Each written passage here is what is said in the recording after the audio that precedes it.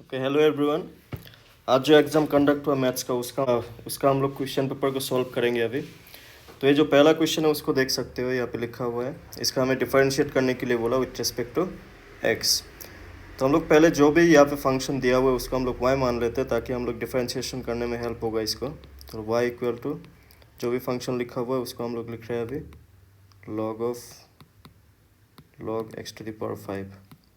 तो इसको जब हम लोग डिफरेंशिएट करेंगे बहुत दोनों साइड में डिफरेंशिएट करना होगा विथ रिस्पेक्ट टू एक्स। तो इस टाइप का हम लोग डिफरेंशिएशन को लिख सकते हैं log x5 ना। जब हम लोग इसको डिफरेंशिएट करेंगे, जैसे कि सभी को मालूम होगा कि जो डिफरेंशिएशन ऑफ log x क्या होता है। डिफरेंशिएशन ऑफ log x अगर हम लोग देखें तो वो होता है 1/x। तो ये तो सबको मालूम होगा। तो यहाँ पे देख सकते हो डिफरेंशिएशन ऑफ log तो है, लेकिन जो x होना चाहिए x के जगह पे दूसरा चीज़ है। तो यहाँ पे हमें एक रूल और याद रखना होगा इस क्वेश्चन को करने के लिए, जिसको कहते हैं हम लोग चेन रूल। ठीक है, चेन रूल को हमें यहाँ पे यूज़ करना होगा। चेन रूल को कैसे यूज़ कर सकते हैं, देखो अगर हमें इसको डिफरेंशिएट करना है, पहले log x का क्या होता है 1/x। तो 1/x इसको हम लोग फिलहाल x मान लेंगे, राइट। तो इसका क्या हो जाएगा 1/x के जगह पे क्या था log x5। नाउ क्या होता है चेन रूल के मुताबिक कि जो x के जगह पे अगर दूसरा कुछ भी हुआ तो उसको फिर से डिफरेंशिएशन करना होता है। तो इसको हम लोग फिर से डिफरेंशिएशन करेंगे, जो भी यहाँ पे x के जगह पे लिखा हुआ है log x5। तो इसको अगर हम लोग डिफरेंशिएट करते हैं तो ये तो जैसा है वैसे ही रहेगा। तो log x5 यहाँ पे फिर से चेन रूल यूज होगा। अगर देखोगे ध्यान से फिर से यहाँ पे log है, यहाँ पे x होना चाहिए था, यहाँ पे x नहीं है। तो इसको हम लोग x अगर मान लेंगे तो इसका log x का डिफरेंशिएशन कितना होता है 1/x। तो ये लिख सकते हैं 1/log x5 ना, क्योंकि यहाँ पे x के जगह पे log x to the power 5 था। तो इसको हम लोग फिर से डिफरेंशिएशन करेंगे log x5। तो ये क्या हो जाएगा ना। इसके साथ साथ देखो log यहाँ पे फिर से x नहीं है ना दूसरा कुछ है, तो इसको फिर से हमें डिफरेंशिएट करना होगा। तो इसको हम लोग एक ही बार में लिख लेते हैं, जिसको हम लोग बोलते हैं चेन रूल। चेन रूल के मुताबिक हमें डिफरेंशिएट करना होगा इस पर्टिकुलर फंक्शन को। तो इसका नेक्स्ट स्टेप क्या हो जाएगा, ये जैसा है वैसे रहेगा, ये भी ऐसा ही रहेगा। इसका डिफरेंशिएशन और इसका डिफरेंशिएशन हम लोग करेंगे अभी। तो ये हो जाएगा 1/log x5 into 1/log x5 into इसका हो जाएगा कितना 1/x टू द पावर 5 और 5x टू द पावर 5 का डिफरेंशिएशन 5x4। तो if you will see this part and this 5 will get cancel out. और इसका जो फाइनल आंसर बन के आएगा वो हम लोग यहाँ पे दिखाते हैं। इसका फाइनल आंसर क्या बनेगा, इट विल बी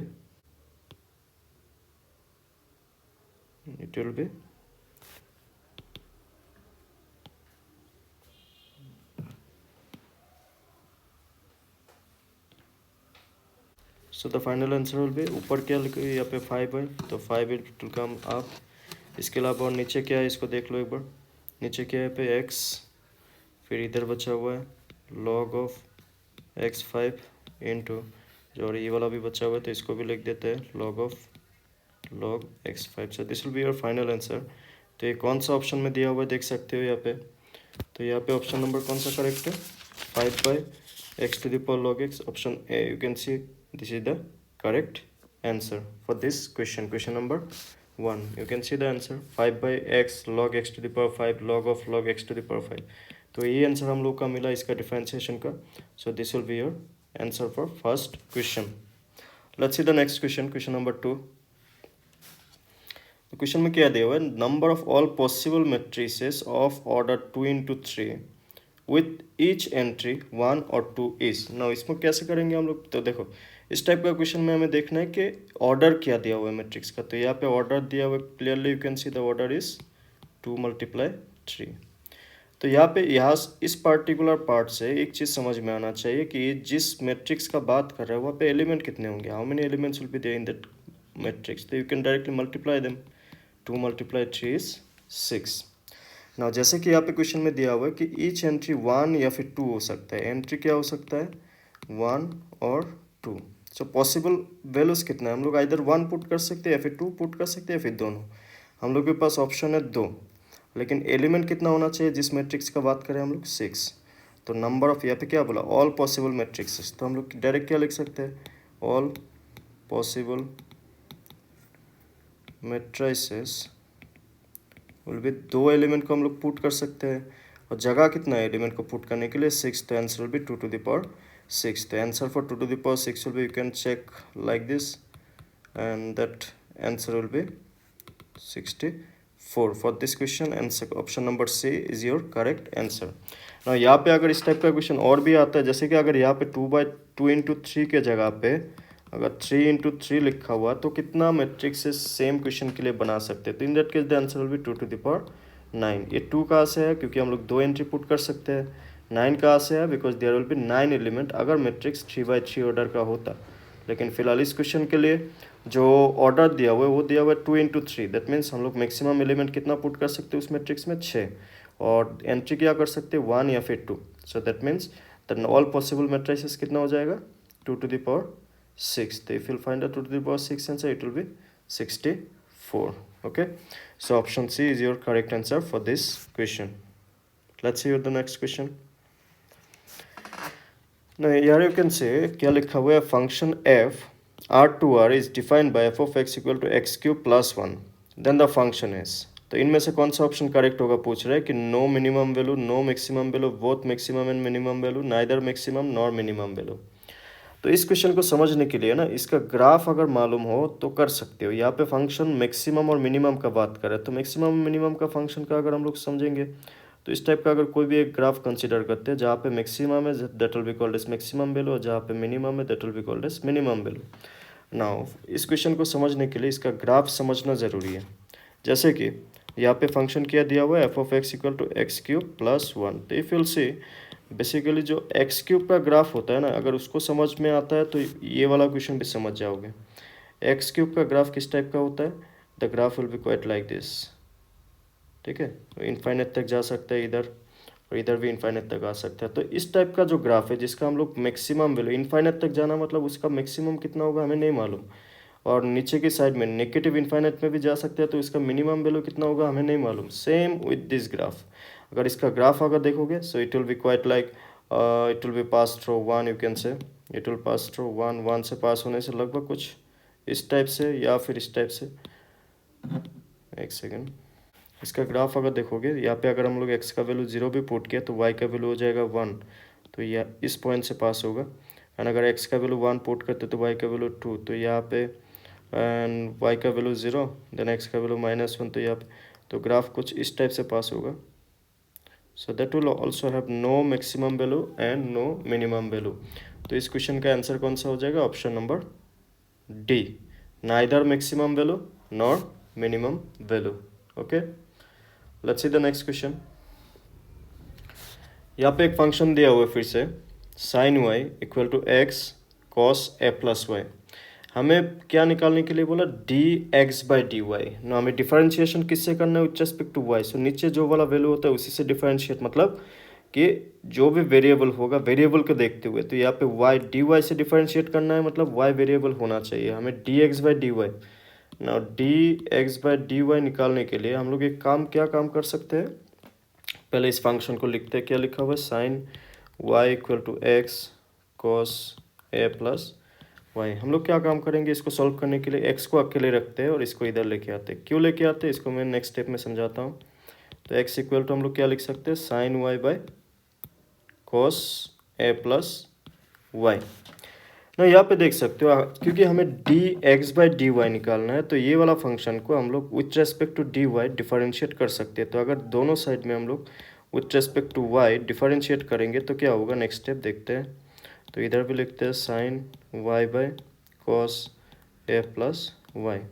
ना ये फार्मूला तो मालूम होगा डिफरेंशिएट का, क्योंकि ये देख सकते हो इधर u और इसको v मान लेते हैं. तो differentiation of u by v क्या होता है ये हमें मालूम होना चाहिए. That is u differentiation v minus v differentiation u by v square. तो हमें ये वाला फार्मूला इस क्वेश्चन के लिए यूज़ करना होगा. तो कैसे कर सकते हैं, इधर देख सकते हो D x by D Y, तो इधर हो जाएगा D x by D Y.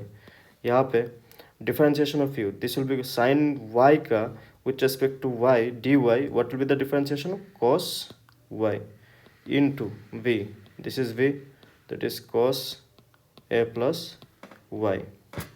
now minus you can see v differentiation, तो v डिफरेंशिएशन इसका डिफरेंशिएशन क्या हो जाएगा, it will be minus sine a plus y into u that is sine Y by नीचे क्या है v स्क्वायर, तो v square क्या हो जाएगा cos square a plus Y. So ये स्टेप तक, इसका नेक्स्ट स्टेप क्या होगा, नेक्स्ट स्टेप लिख लेते हैं, उसके बाद हम लोग इसका फाइनल आंसर निकालेंगे। So what will be the next step, you can see from this step cos Y cos A plus Y minus minus plus sine A plus Y sine Y, और नीचे है cos square A plus Y. तो इसका next step क्या होगा, इसको देखते हैं हम लोग यहाँ पे, पहले इसको थोड़ा सा मिटा देते हैं हम लोग। इसका नेक्स्ट स्टेप देखना, एक फार्मूला है जो इस क्वेश्चन को करने के लिए हमें मालूम होना चाहिए, that is cos a minus b. क्या होता है cos a minus b, cos x minus y से समझते हैं, ये होता है cos x cos y minus plus sine x sine y. तो यहाँ पे ये वाला फॉर्मूला भी हमें मालूम होना चाहिए इस क्वेश्चन को कम्प्लीटली समझने के लिए, क्योंकि इस स्टेप के बाद यहाँ पे देख सकते हो, अगर इसको हम लोग थोड़ा सिस्टमेटिकली लिखे इस क्वेश्चन को समझने के लिए, तो हम लोग इसको इस टाइप से भी लिख सकते हैं cos A plus Y cos Y plus sine A plus Y sine Y by cos square A plus Y. तो इसका नेक्स्ट स्टेप क्या हो जाएगा, ये वाला फॉर्मूला हम लोग नेक्स्ट स्टेप में यूज़ करेंगे। कैसे यूज़ करेंगे, यहाँ पे देखते हैं। ये दोनों स्टेप में मिटा देता हूँ फिलहाल। यहाँ पे देख सकते हो, यहाँ पे हम लोग कौन सा formula, cos x minus Y, नहीं यहाँ पे एक्स, इसको हम लोग एक्स मान लेंगे, ये तो वाई है, तो हो जाएगा cos X that is A plus Y minus Y, और नीचे है cos square A plus Y. तो यहाँ पे देख सकते हो ये minus Y plus Y cancel हो जाएगा, तो minus Y plus Y cancel होने से क्या बचेगा, फिर ऊपर बचेगा कॉस ए, नीचे बचेगा cos square A plus Y, cos A by cos A plus Y.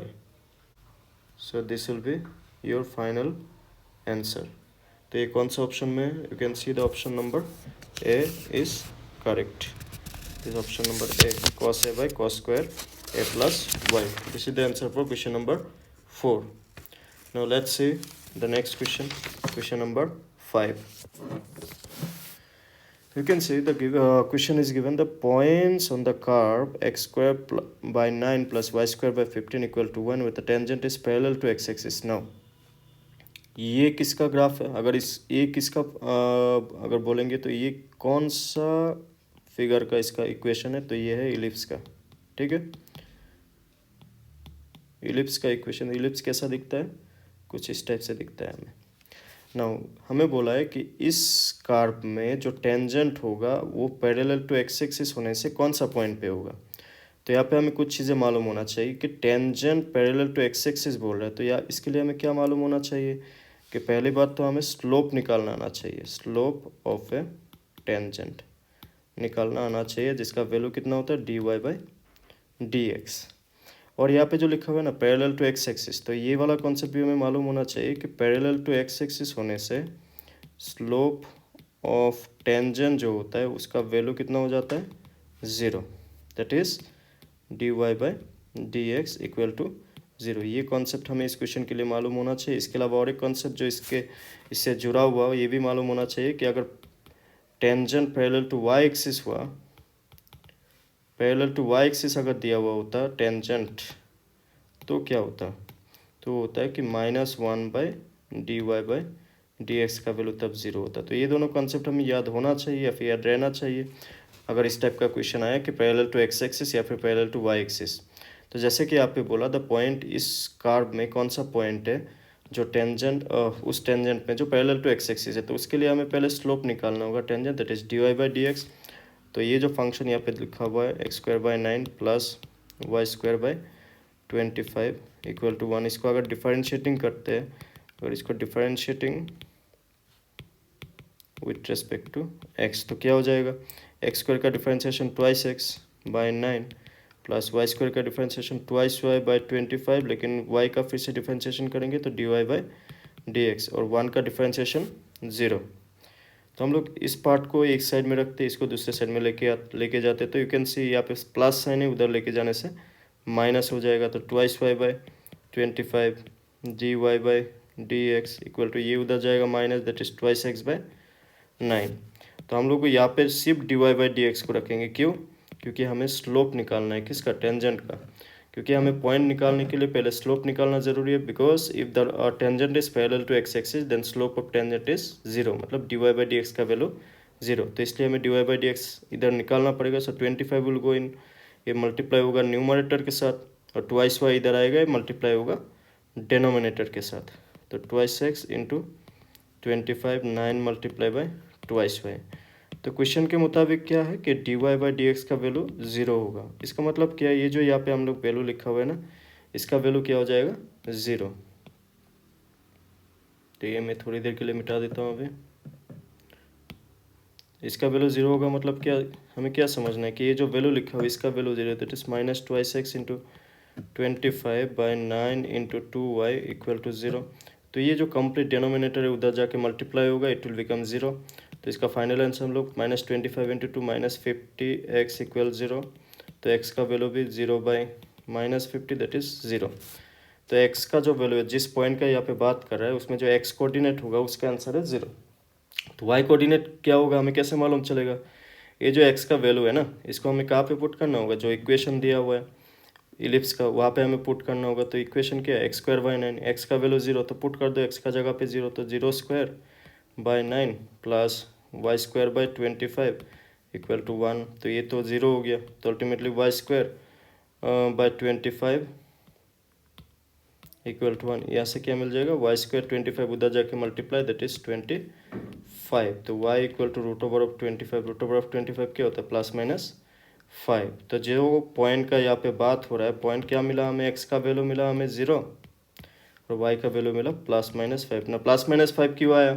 क्योंकि रूट ओवर ऑफ 25 +-5 ही होता है। कैसे होता है? अगर देखोगे तो 5 का स्क्वायर भी 25 होता है, तो -5 का स्क्वायर भी तो 25 होता है। तो in that case root over of 25 जब हम लोग निकालेंगे तो इसका आंसर तो -5 भी हो सकता है, +5 भी हो सकता है, तो इसलिए हम लोग +-5 लिखते हैं। तो यहाँ पे देख सकते हो ये ऑप्शन कौन सा कहाँ पे दिया हुआ है? 0 +-5। तो ये ऑप्शन दिया हुआ है ऑप्शन नंबर बी में। तो option number B is correct answer for this question. Okay, let's go to the next question. Now यहाँ पे देख सकते हो क्या दिया हुआ? 3 पॉइंट्स, 3 पॉइंट्स है P, Q और R। यहाँ पे बोला गया कि ये they are collinear, then x is equal to. Collinear का मतलब क्या होता है ये तो पहले मालूम होना चाहिए। कोलिनियर किसको कहते हैं? अगर 3 पॉइंट सेम लाइन पे, लाइक ये 3 पॉइंट एक ही लाइन पे अगर बिलोंग करेगा तब हम लोग क्या कह सकते हैं? They are collinear. तो ये कोलिनियर है बोल के हम लोग कैसे दिखा सकते हैं? बहुत सारे रूल है, उनमें से जो सिंपल तरीका है वो हम लोग डिस्कस करेंगे। These are the 3 points. क्या क्या दिया हुआ है?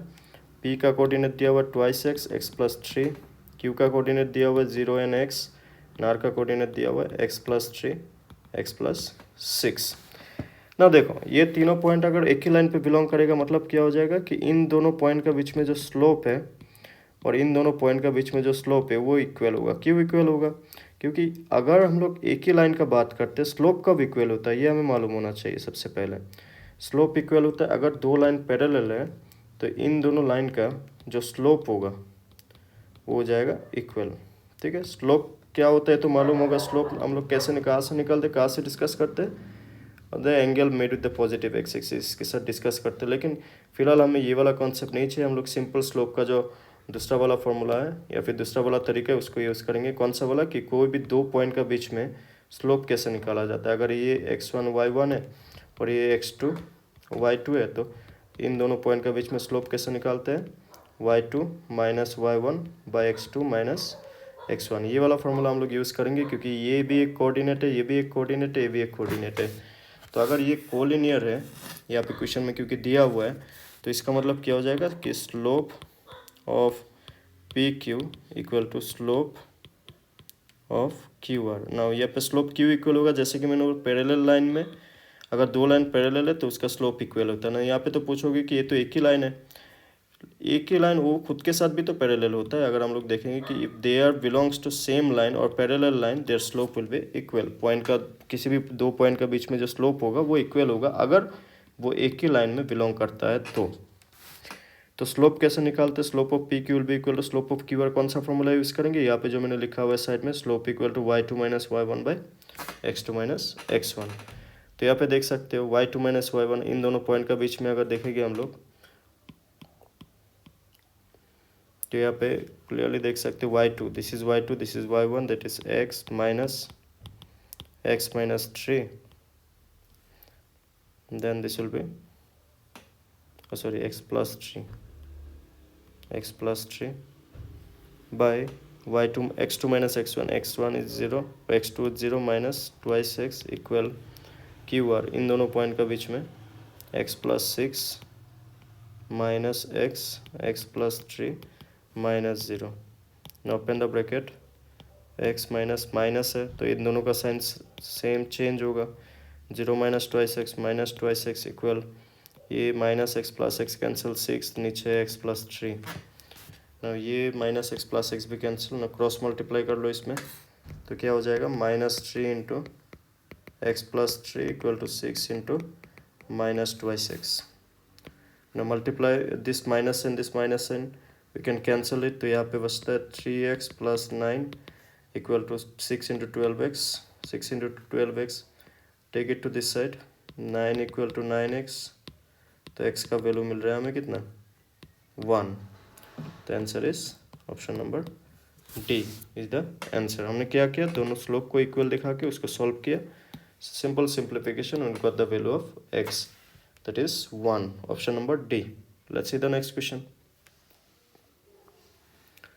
The principal value of cos 1/2 and sine inverse of -1/2।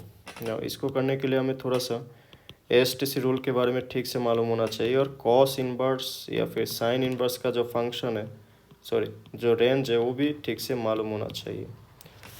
यहाँ पे इतना तो मालूम होगा कि जो कॉस इनवर्स का जो रेंज होता है वो होता है 0 से लेके पाई तक, और जो साइन इनवर्स का जो रेंज होता है वो होता है -π/2 से लेके π/2 तक। ठीक है, ये हमें याद रखना होगा। इसके अलावा अगर एएसटीसी रूल पे देखेंगे, क्योंकि यहाँ पे कॉस और यहाँ पे साइन है, कॉस का तो पॉजिटिव ही है तो ये होता है एएसटीसी। तो इस क्वाड्रेंट में किसी का भी कुछ भी प्रॉब्लम नहीं है क्योंकि सब कुछ पॉजिटिव ही होता है ना। यहाँ पे अगर देखोगे सेकेंड वाला साइन इनवर्स ऑफ -1/√2, तो ये कौन सा क्वाड्रेंट में हो सकता है? There are 2 possibilities. Second quadrant में तो हो नहीं सकता क्योंकि साइन पॉजिटिव है थर्ड क्वाड्रेंट में या फिर फोर्थ क्वाड्रेंट में।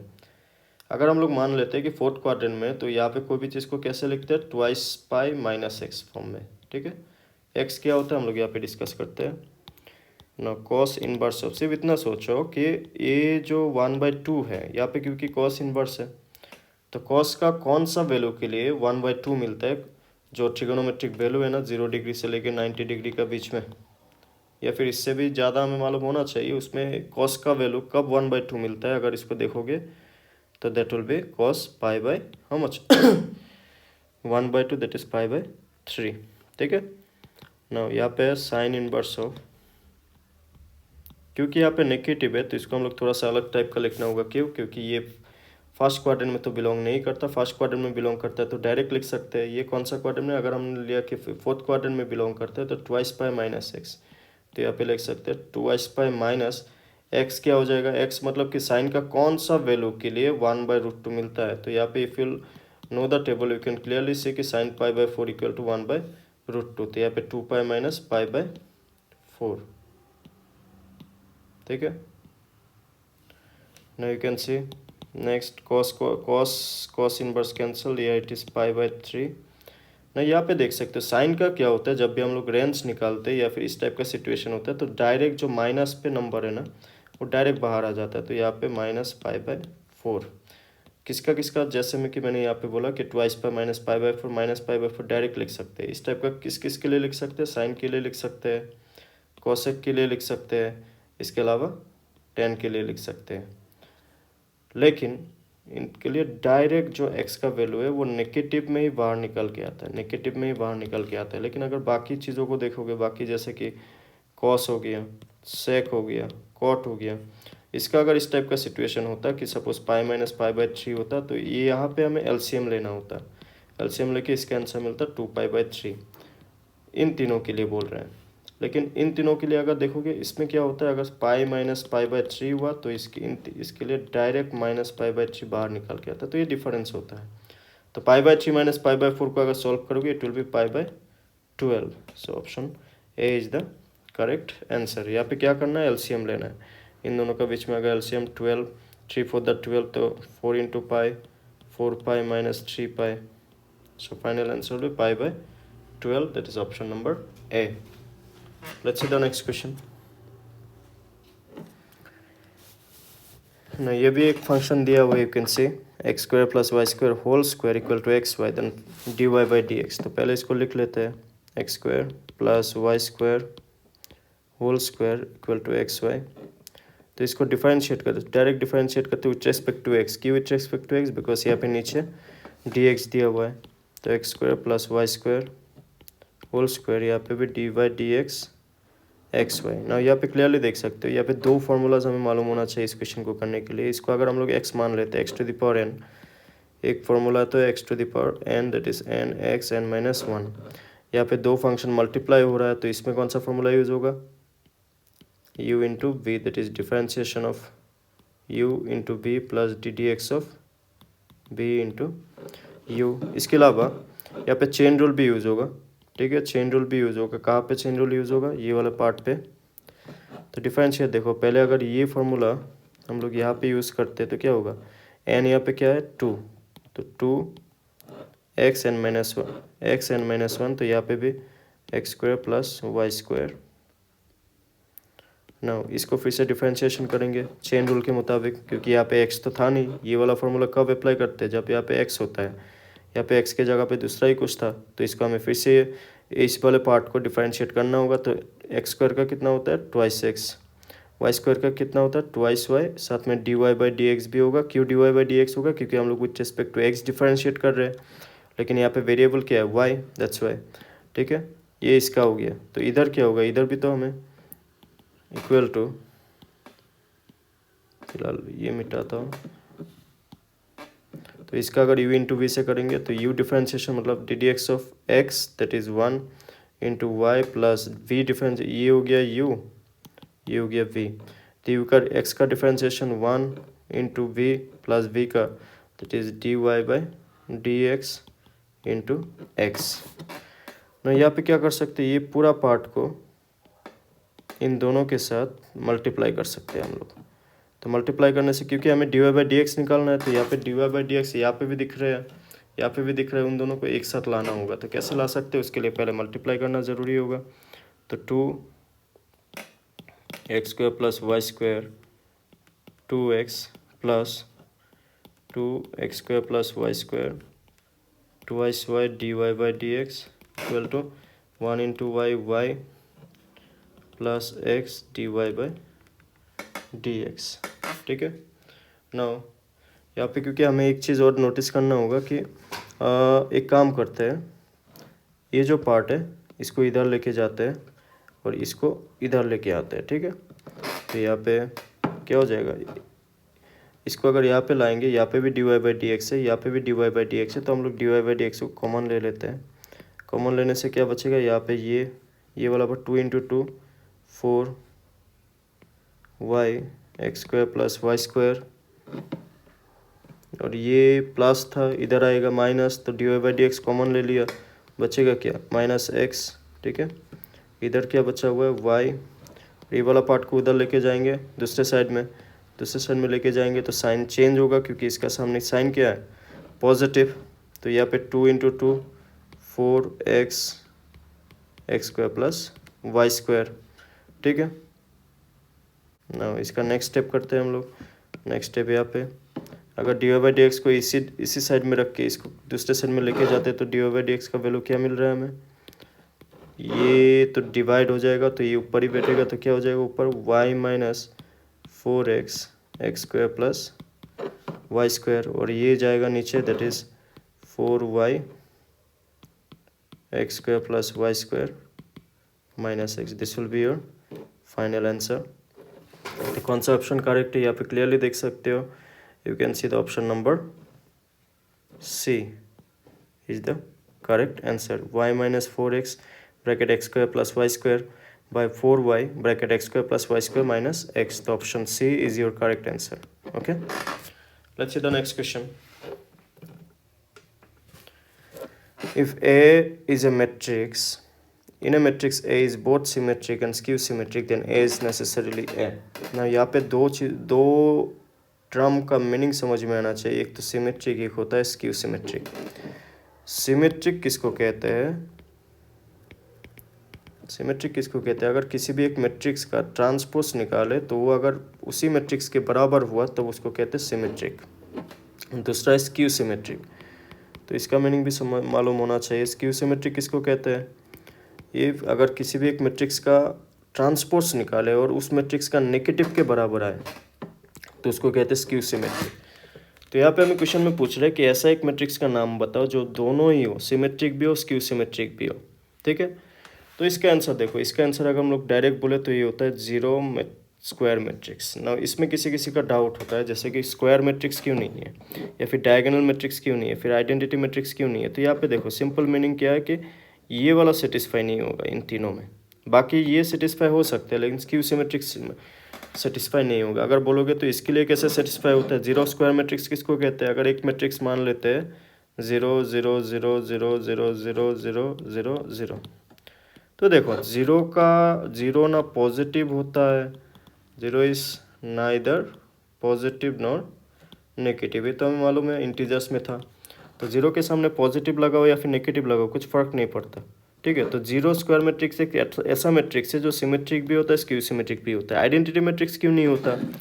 आइडेंटिटी मैट्रिक्स कैसे लिखते हैं? 1 0 0 0 1 0 0 0 1. अगर आइडेंटिटी मैट्रिक्स का ट्रांसपोज निकालोगे तो रो ट्रांसपोज का मतलब क्या होता है कि रो को कॉलम में कन्वर्ट कर देते हैं और कॉलम को रो में. तो कन्वर्ट करके देखो सेम आंसर ही आएगा 1 0 0 0 1 0 0 0 1. तो ये इसका साइन चेंज नहीं हुआ, 1 के जगह पे 1 ही है. यहाँ पे भी 1, इसका ट्रांसपोज भी 1, तो ये तो आंसर है नहीं. लेकिन zero square matrix is the one right answer because इसका ट्रांसपोज भी करोगे तो घूम फिर के सेम मैट्रिक्स ही रहता है. लेकिन क्योंकि यहाँ पे जीरो लिखा हुआ है हर एक एलिमेंट, तो जीरो ना पॉजिटिव होता है ना नेगेटिव होता है. सो फॉर दिस कॉन्सेप्ट ये वाला जो जीरो स्क्वायर मैट्रिक्स है ये इस क्वेश्चन का आंसर बन जाता है कि एक मैट्रिक जो सिमेट्रिक भी है और स्क्यू सिमेट्रिक भी है. ठीक है, let's see the next question. You can see यहाँ पे क्या, let set x 1 2 3 and a relation r is defined in x. r relation क्या दिया हुआ है 1 3 2 2 3 2. हमें क्या बोला है कि the minimum ordered pair should be added in a relation r to make it a reflexive and symmetric. reflexive का मीनिंग क्या होता है, सिमेट्रिक का मीनिंग क्या होता है हमें मालूम होना चाहिए. रिफ्लेक्सिव का मीनिंग क्या होता है? अगर हम लोग रिलेशन का जो बेसिक वाला पार्ट था वहाँ पे अगर देखोगे for all for all a belongs to a belongs to r. यही तो मेन कंडीशन था रिफ्लेक्सिव का. इसका मीनिंग क्या है कि क्योंकि यहाँ पे देख सकते हो जो सेट दिया हुआ है, सेट में 3 एलिमेंट है 1 2 3. ठीक है, तो अगर कोई भी रिलेशन इस सेट से बनाओगे और उसमें वो रिलेशन रिफ्लेक्सिव होने के लिए क्या क्या एलिमेंट उस रिलेशन में मौजूद होना चाहिए? That is 1 1 2 2 and 3 3. ये तीनों तो मौजूद होना ही चाहिए, तभी ये रिलेशन रिफ्लेक्सिव बन सकता है ना. क्योंकि यहाँ पे देख सकते हो यहाँ पे जो हमें रिलेशन दिया हुआ है 1 3 2 2 3 2, यहाँ पे 1 1 मिसिंग है, 3 3 भी मिसिंग है. तो ये दोनों तो होना ही चाहिए रिफ्लेक्सिव होने के लिए. पहली बात तो पहले तो ऑप्शंस को देखो, यहाँ पे 1 1 है 3 3 नहीं है तो ये ऑप्शन तो नहीं होगा. यहाँ पे 3 3 है 1 1 नहीं है तो ये ऑप्शन भी नहीं होगा. बाकी इसमें भी 1 1 3 3 है, इसमें भी 1 1 3 3 है. तो इन दोनों में करेक्ट ऑप्शन कौन सा होगा? उसके लिए हमें सिमेट्रिक को समझना होगा. सिमेट्रिक कौन सा होता है? सिमेट्रिक का मतलब होता है कि if A B belongs to R तो उसका उल्टा मतलब बी ए बी उसी रिलेशन में मौजूद होना चाहिए. अगर कोई एक एलिमेंट है ए बी जो उस रिलेशन में मौजूद है तो उसका उल्टा मतलब जो ऑर्डर्ड पेयर है उसको चेंज कर दो अपना जगह कि पहला वाला सेकंड प्लेस में, सेकंड वाला पहला प्लेस में, तो बी ए बी उसी रिलेशन में मौजूद होना चाहिए। तो यहाँ पे जो क्वेश्चन दिया है उसके मुताबिक 1 3 मौजूद है, लेकिन इस रिलेशन में 3 1 मौजूद नहीं है, तो सिमेट्रिक होने के लिए 3 1 होना ज़रूरी है। इसके अलावा यहाँ पे 3 2 भी है, लेकिन इसका उल्टा क्या होता है 2 3 यहाँ पे मौजूद दिख रहा है ना, ये आंसर क्यों नहीं है? यहाँ पे 3 1 तो है लेकिन 2 3 नहीं है, तो ये 1 2 का ज़रूरत हमें नहीं है। तो यहाँ पे जो करेक्ट आंसर हो जाएगा वो हो जाएगा सी, कि ये चारों एलिमेंट मिनिमम होना चाहिए ताकि ये रिलेशन रिफ्लेक्सिव भी बने, सिमेट्रिक भी बने। ठीक है, let's see the next question. Now ये linear programming problem as follows: minimize subject to constraint, ये कंस्ट्रेन दिया हुआ है, तो इन सभी का हमें एक्चुअली ग्राफ बनाना होगा ताकि इस क्वेश्चन को समझने के लिए। x minus y, x plus y, इसका अगर करेक्ट आंसर को देखोगे, correct answer this one, okay, ये करेक्ट आंसर है। ना ये कैसे है, उसके लिए हमें यहाँ पे जो कंस्ट्रेन दिया हुआ है, this is one of them, this is one of them, this one, इन चारों का हमें ग्राफ बनाना होगा। ग्राफ को अगर बेसिक आइडिया होगा तो इन चारों का ग्राफ बना सकते हो। तो यहाँ पे अगर ग्राफ बनाएंगे तो सपोज दिस इज 0 1 2 3 4 5 6 7 8 9 10 1 2 3 4 5 6 7 8 9, तो x greater than equal to 3, तो x का वैल्यू 3 यहाँ पे, तो इसका ग्राफ कुछ इस टाइप से होगा। ये वाला ग्राफ किसका है, x greater than x equal to 3 फिलहाल। Next is x less than 9, less than equal to 9 यहाँ पे, तो ये वाला ग्राफ x इक्वल टू 9 का ग्राफ ये हो जाएगा। x minus y greater than equal to, तो इसका वैल्यू कुछ इसका ग्राफ अगर कुछ इस टाइप से होगा 1 1 2 2 3 3 4 4, तो इसका ग्राफ कुछ इस टाइप से होगा। फिर x plus y equal to 14, तो इसका ग्राफ कुछ अगर देखोगे तो 7 7, ये थोड़ा सा इधर होना चाहिए था, 7 7 से पास होगा, फिर 8 6 से, फिर 9 5 से, तो इसका ग्राफ कुछ इस टाइप से होगा। ठीक है, नहीं यहाँ पे पहले तो फिजिबल पॉइंट कौन सा है, ये फिजिबल रीजन कौन सा है ये हमें मालूम होना चाहिए। तो कंडीशन के मुताबिक x greater than equal to 3 इस डायरेक्शन में होना चाहिए, x less than equal to 9 इस डायरेक्शन में होना चाहिए, फिर x minus y greater than 0 तो इस डायरेक्शन में होना चाहिए। तो ultimately this is the feasible region, you can see. ठीक है, तो यहाँ पे कॉर्नर पॉइंट्स कौन कौन से, ये कॉर्नर पॉइंट्स है, इसका वैल्यू कितना है 3 4 3 3, दिस इज 3 3। इस पॉइंट का ग्राफ पेपर में बनाओगे तो ठीक से समझ में आएगा। तो यहाँ पे ग्राफ थोड़ा सा अलग हो रहा है, ये 3 3 हो जाएगा, this point is 7 7, again if you'll see this point is 9 5, again this point is 9 0, again this point is 3 0, this are the corner points of this feasible region. तो यहाँ पे आंसर में देख सकते हो कि इन 5 कॉर्नर पॉइंट में कौन कौन सा पॉइंट, 2 पॉइंट यहाँ पे दिया हुआ है, तो कौन सा 2 पॉइंट दिया हुआ है, तो यू कैन सी हियर यहाँ पे 3 3 दिख रहा है, यहाँ पे 7 7 दिख रहा है, तो 7 7 एंड 3 3।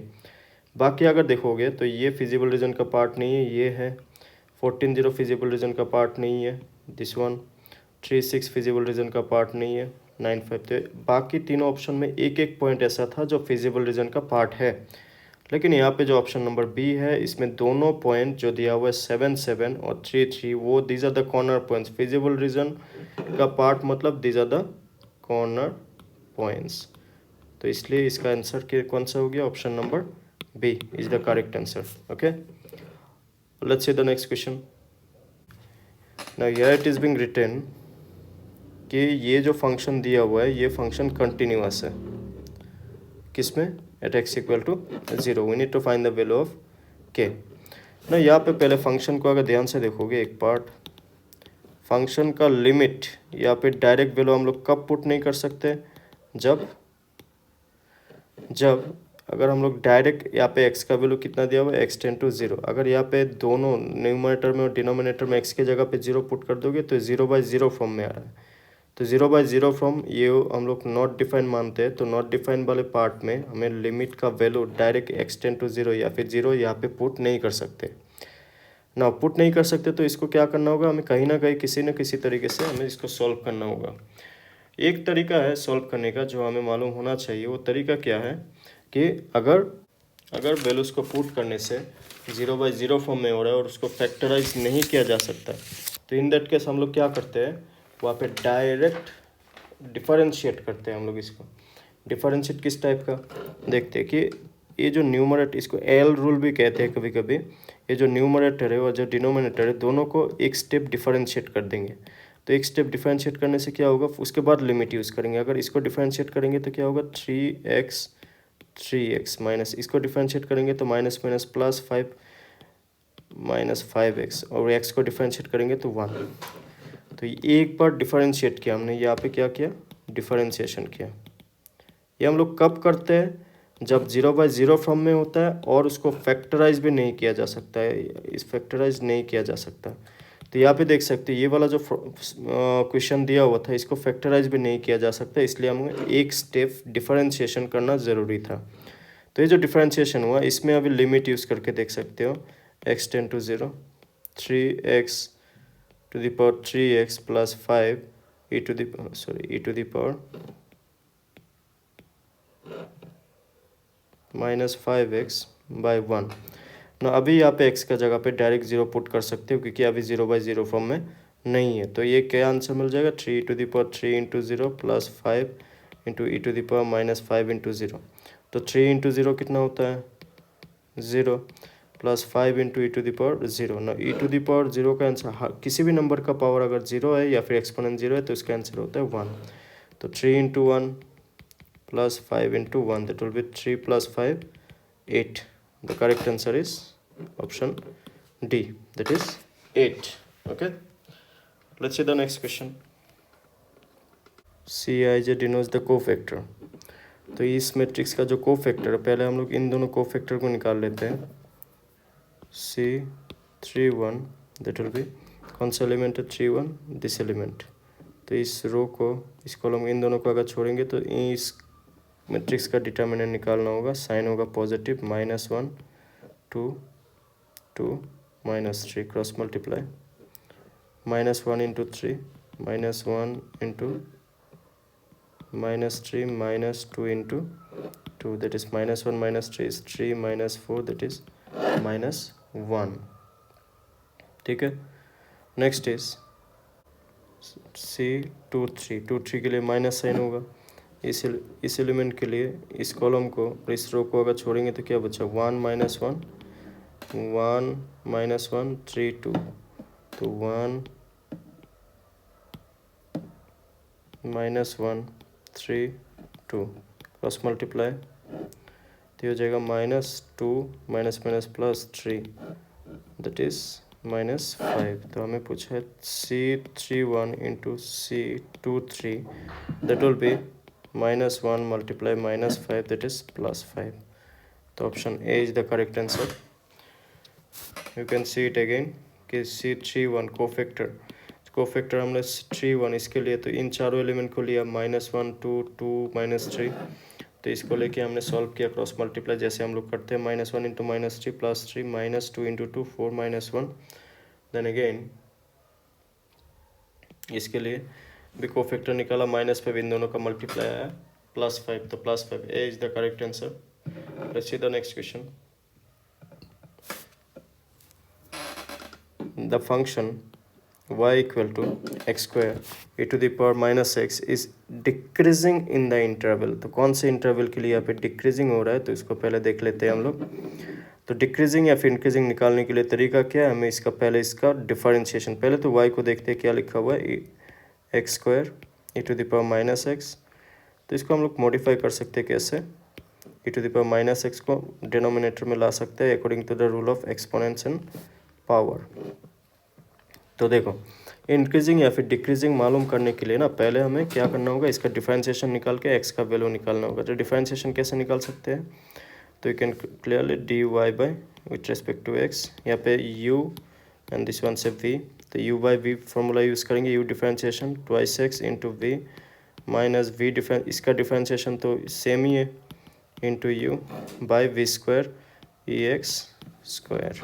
ठीक है, तो उसके बाद हमें निकालना था क्या, क्रिटिकल पॉइंट, ताकि एक्स का वैल्यू मिले, ताकि हमें कोऑर्डिनेट मिले, जो इंटरवल है ये हमें आराम से मिले। तो उसके लिए क्रिटिकल पॉइंट निकालना ज़रूरी है, जिसका कैसे निकालते हैं कि d Y by D x का वैल्यू को 0 के बराबर, मतलब यहाँ पे जो वैल्यू लिखा हुआ है इसको अगर 0 के बराबर दिखाएंगे तो डिनोमिनेटर वैसे भी पहले स्टेप में ही क्या हो जाएगा, ये उधर क्रॉस मल्टीप्लाई होकर ये तो 0 बन जाएगा। बाकी बचा ये न्यूमरेटर क्या है, twice x e x minus e x x square equal to 0। अगर हमने ई एक्स को कॉमन लिया तो क्या बचेगा, twice x minus x square equal to 0। तो यहाँ से e to the power x दूसरे साइड में जाएगा 0, एक्स को कॉमन ले सकते हैं तो 2 माइनस एक्स इक्वल 0। तो एक्स का वैल्यू आइदर 0 और या फिर एक्स का वैल्यू 2। अगर इंटरवल को हम लोग देखोगे तो इधर माइनस इन्फिनिटी, इधर प्लस इन्फिनिटी, इधर हो गया 0 और इधर हो गया 2। तो इंटरवल क्या क्या मिल जाएगा, minus infinity to 0, 0 to 2 and 2 to plus infinity. ठीक है, तो इस इंटरवल में से कौन सा फंक्शन क्या हो जाएगा, पॉजिटिव होगा या फिर कौन सा फंक्शन नेगेटिव होगा, उसी पे डिपेंड करेगा कि इंक्रीजिंग है या फिर डिक्रीजिंग है। तो ये जो ये इंटरवल हम लोग कहाँ पे चेक करेंगे, हमेशा हम लोग d Y by D x यहाँ पे चेक करते हैं हम लोग। ठीक है, हम लोग यहाँ पे चेक करते हैं। तो यहाँ पे चेक करने से अगर हमें कौन सा मिलेगा ये हमें देखना पड़ेगा कि किसके लिए पॉजिटिव मिल रहा है और किसके लिए नेगेटिव मिल रहा है, तभी हमें मालूम चलेगा कि कौन कौन सा पार्ट के लिए डिक्रीजिंग होगा। तो पहले हम लोग ये छोटा सा पार्ट मिटा देते हैं।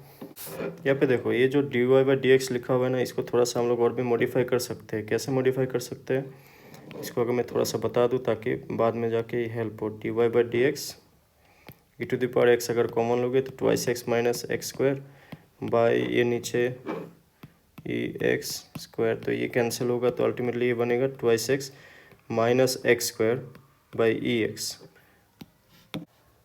तो यहाँ पे जो d Y by D x का वैल्यू हमें मिला है, यहाँ पे हमें पुट करना है, किसको चेक करना है, इस इंटरवल के लिए, इस इंटरवल के लिए, इस इंटरवल के लिए।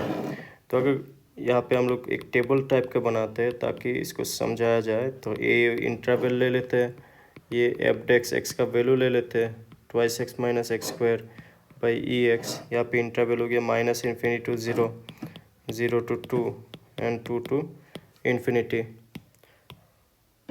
तो यहाँ पे अगर चेक करोगे ना कि इस फंक्शन के लिए, यहाँ पे हम लोग साइन को देखते हैं, तो इस इंटरवल में से कोई भी वैल्यू अगर यहाँ पे पुट करोगे तो चेक यहाँ पे आराम से देख पाओगे कि इसका वैल्यू नेगेटिव आएगा, इसका वैल्यू पॉजिटिव, तो negative minus negative that will B इसका आंसर फाइनली नेगेटिव ही आएगा।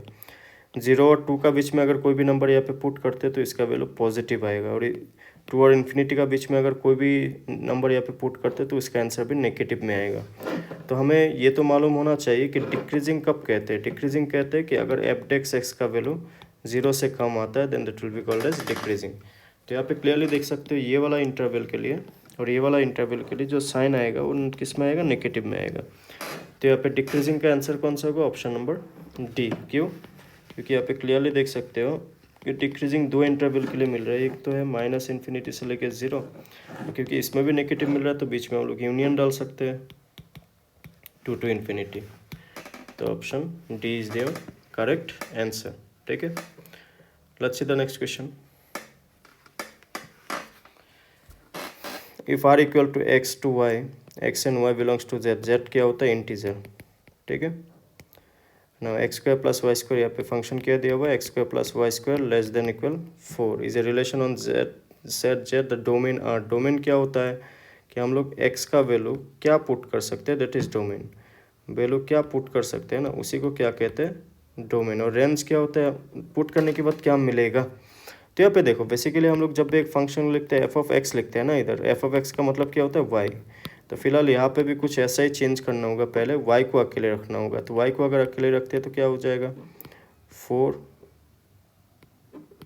माइनस एक्स स्क्वायर, तो वाई का वैल्यू हो जाएगा √4 माइनस एक्स स्क्वायर। तो सिंपल यू थिंक, क्योंकि यहाँ पे √, है तो इसका आंसर तो नेगेटिव में तो हो नहीं सकता, क्योंकि नेगेटिव में होने से वो क्या हो जाएगा, कॉम्प्लेक्स नंबर हो जाएगा। तो हम लोग x का वैल्यू वही पुट कर सकते हैं जिसको पुट करने से ये जो √, के अंदर से नेगेटिव नंबर ना आए। तो यू कैन क्लियरली सी हम लोग x का वैल्यू क्या क्या पुट कर सकते हैं, -2 पुट कर सकते हैं, क्योंकि अगर -2 पुट किया तो इसका आंसर 0 मिलेगा। -1 पुट करते हैं तब भी आंसर क्या रहेगा, पॉजिटिव में रहेगा। 0 पुट कर सकते हैं, 1 पुट कर सकते हैं, 2 पुट कर सकते हैं, ना, क्योंकि हमें यहाँ पे क्लियरली बोला हो कि हम लोग इंटीजर पुट कर सकते हैं, तो फ्रैक्शन में नंबर को हमें नहीं सोचना है।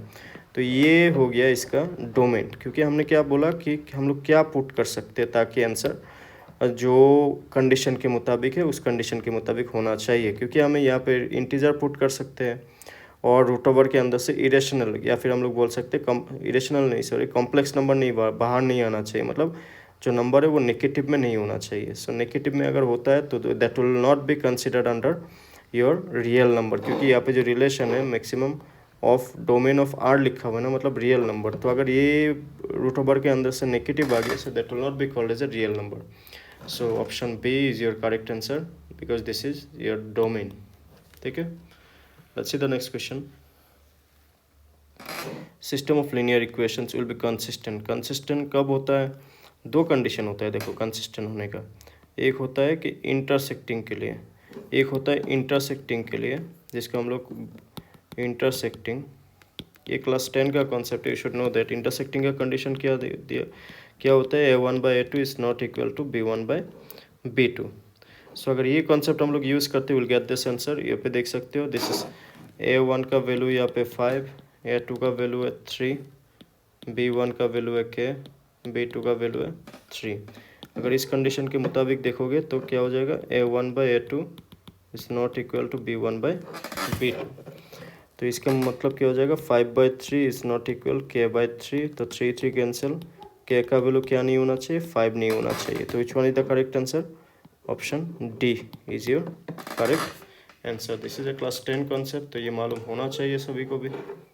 ठीक है, let's see the next question. Now equation of tangent to the curve where it crosses x axis. यहाँ पे एक वर्ड है ना, इससे कंफ्यूज होता है बहुत, दैट इज क्रॉसेस। क्रॉसेस का मतलब है कि हम लोग अगर हम लोग इस कर्व का अगर ग्राफ बनाएंगे, तो सपोज ये ग्राफ है, एज्यूम कर लो कि ये सही नहीं है, तो यहाँ पे बोल रहा है कि ये ग्राफ जब एक्स एक्सिस को क्रॉस किया, तो एक्स एक्सिस ये हो गया एक्स एक्सिस, तो इस पार्टिकुलर पॉइंट पे वाई का वैल्यू क्या होता है? 0 होता है। तो इसी पॉइंट पे टेंजेंट भी ड्रॉ किया हुआ है। तो इस टेंजेंट का जो हमें इक्वेशन निकालने के लिए बोला, इस टाइप का है। तो यहाँ पे देखो, पहले जो कर्व दिया हुआ है ना, क्योंकि ये कर्व एक्स एक्सिस को क्रॉस किया, तो हम लोग डायरेक्ट वाई का वैल्यू पहले ही 0 पुट करके एक्स का वैल्यू, मतलब ये वाला पॉइंट यहाँ पे कोऑर्डिनेट क्या होगा? एक्स का कुछ ना कुछ वैल्यू होगा, वाई का वैल्यू है ना 0 है, तो ये जो एक्स का वैल्यू है हम लोग निकाल सकते हैं ऐसे। कैसे?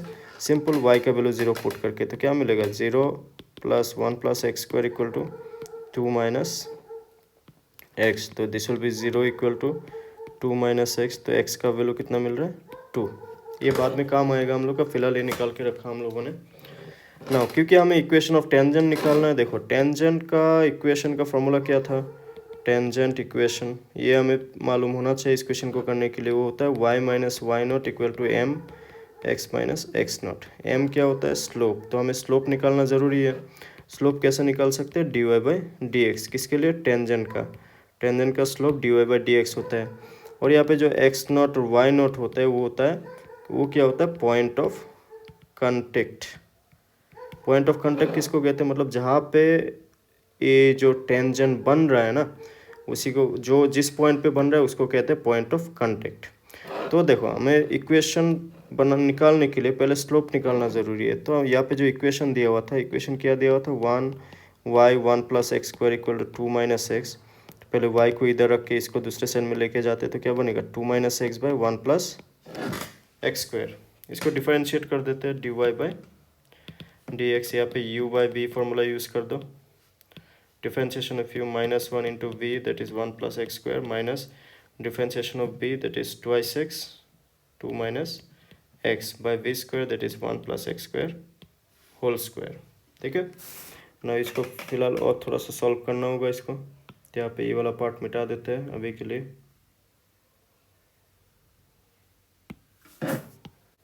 तो dy/dx क्या मिल रहा है हमें? dy/dx मतलब होता है स्लोप ऑफ टेंजेंट। इसका आंसर मिल रहा है हमें, अगर इसको मल्टीप्लाई कर देंगे, -1 - x² -4x +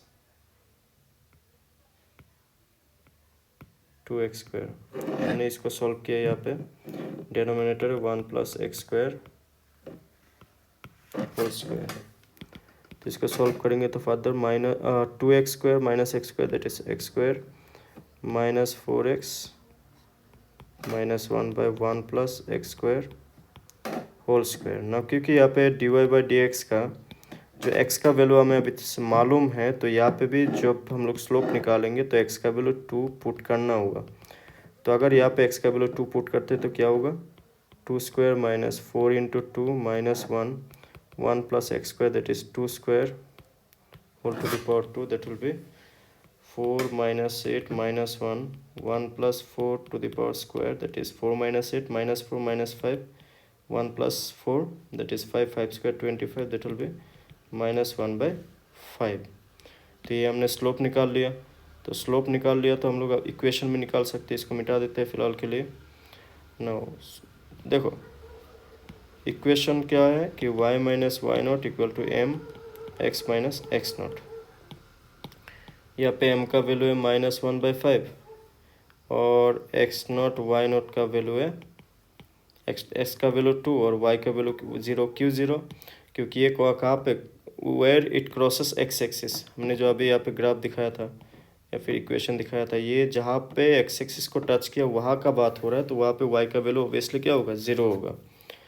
तो यहाँ पे वैल्यूज को पुट कर दो, y - y0 that is 0, m -1/5 x - x0, x का वैल्यू है 2, 5 इधर cross multiply, 5y = -1 × x -x -1 × -2 +2 x इधर x + 5y = 2। this will be your correct answer, that is option number C is correct answer। let's see the next question।